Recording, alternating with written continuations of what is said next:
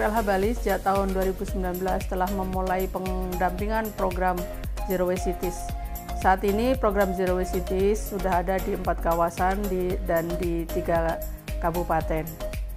Zero Waste Cities dikembangkan di Kota Denpasar di 2 lokasi untuk mendukung program Pergub 97 dan Pergub 47 di mana masyarakat harus didampingi untuk melakukan pengurangan timbulan sampah plastik sekali pakai dan juga bagaimana melakukan pemilahan atau pengelolaan sampah berbasis sumber. Hanya residu yang bisa dikirim ke TPA dan itu diharapkan juga tiap hari angkanya semakin turun. Banjar Tegasari ini memiliki yayasan, namanya Yayasan Banjar Tegasari. Jadi yayasan ini menaungi bidang pendidikan, lingkungan, dan juga kreativitas. Tapi untuk lingkungan, 12 tahun yang lalu kami sudah melakukan pengelolaan sampah. Nah, akhirnya kita berkolaborasi dengan PPLH, Pusat Pendidikan Lingkungan Hidup Bali. Program ini akhirnya bergayung hati bersambut. PPLH dengan program kami minta untuk pendampingannya.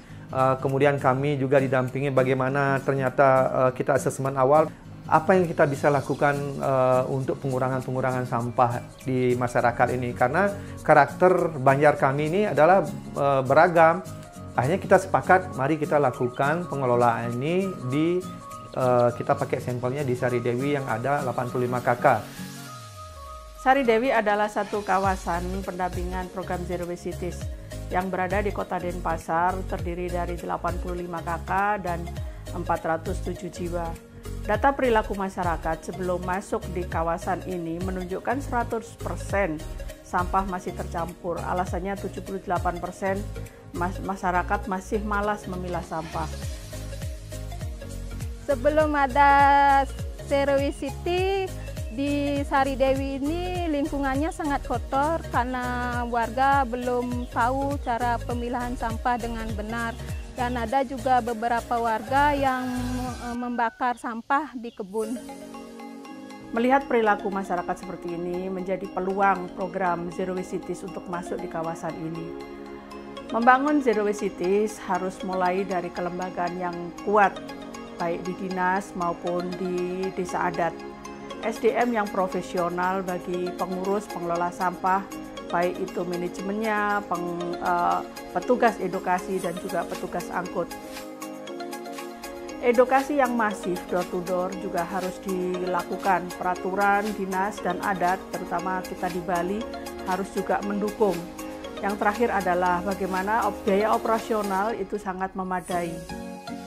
Setelah Zero Waste masuk ke Sari Dewi bulan Oktober tahun 2020, mulailah kami warga Sari Dewi belajar memilah sampah. Kami mengedukasi door to door ke rumah warga, menjelaskan bagaimana kegiatan Zero Waste ini. Tahun 2021, pendampingan sudah berjalan selama 1 tahun di Sari Dewi. Hasil monitoring menunjukkan data bahwa perilaku mulai memilah sampah sudah 100%. Sampah organik mencapai 79% dan hampir 100% menjadi composting, juga untuk pakan ternak dan memelihara magot. Sampah anorganik hampir 5,5 ton. Selama 1 tahun sudah dikirim ke bank sampah dan residu dihasilkan 17,99% dikirim ke TPA. Jadi sekarang kalau pemilahan awalnya kita lakukan ternyata itu tidak berdampak secara signifikan, akhirnya kita lakukanlah pengolahan itu ada yang di rumah tangga dan ada yang di komunal. Dan ternyata yang biasanya kita ambil di sini sampai 2-3 kali, setelah ini diadakan, kami hanya mengangkut residunya seminggu sekali. Dan itu pun kalau sebelumnya setiap kali pengangkutan ada 2 gerobak, nah sekarang dalam 1 minggu ini cuman residu ada 1 gerobak. Jadi ketika ini dilakukan oleh PPLH, ternyata ini merupakan sebuah solusi untuk daerah urban yang ada di Denpasar yang tidak mempunyai tempat yang bisa dijadikan untuk TPS 3R. Tantangan yang kita hadapi sampai saat ini masih perlu pembiasaan atau ketaatan masyarakat dalam memilah sampah. Dukungan sarana prasarana yang diharapkan dari pemerintah untuk masyarakat bisa melakukan penguatan pengelolaan sampahnya, dan juga yang paling diperlukan adalah bagaimana kawasan kota memiliki inovasi ketika mereka tidak memiliki TPST, dan ada hal-hal yang bisa dilakukan dengan pengelolaan bentuk-bentuk sumur kompos atau biopori yang diperbanyak di kawasan tanpa TPST. Setelah Seruis masuk ke Sari Dewi, kami merasakan keeratan hubungan warga makin erat, dan kami bisa melihat lingkungan kami menjadi bersih dan anak-anak sudah tidak membuang sampah dengan sembarangan.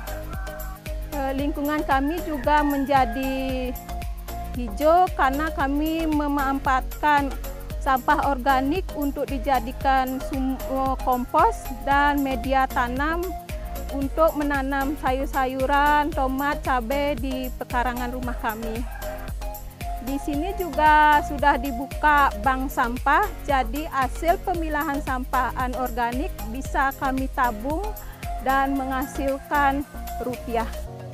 Pembelajaran Zero Waste Cities yang kami dapatkan selama ini adalah satu, bagaimana membangun kemandirian masyarakat dalam pengelolaan sampah dari sumber. Yang kedua adalah bagaimana menumbuhkan tanggung jawab masing-masing pihak. Dan yang ketiga, bagaimana menjaga komitmen sehingga ini berkelanjutan.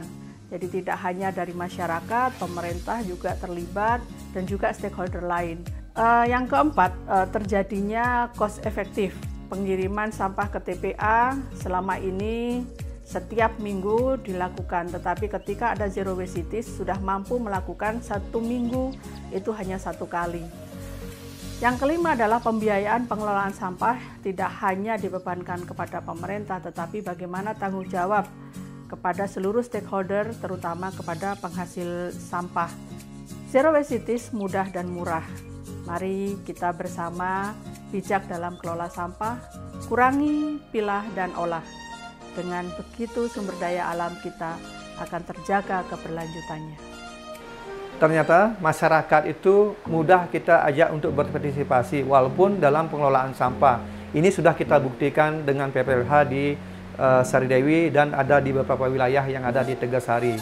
Tentunya pilah sampah pasti bisa. Sampahmu, tanggung jawabmu. Terima kasih Seruis. Semangat Seruis. Semangat. Thank you Seruis.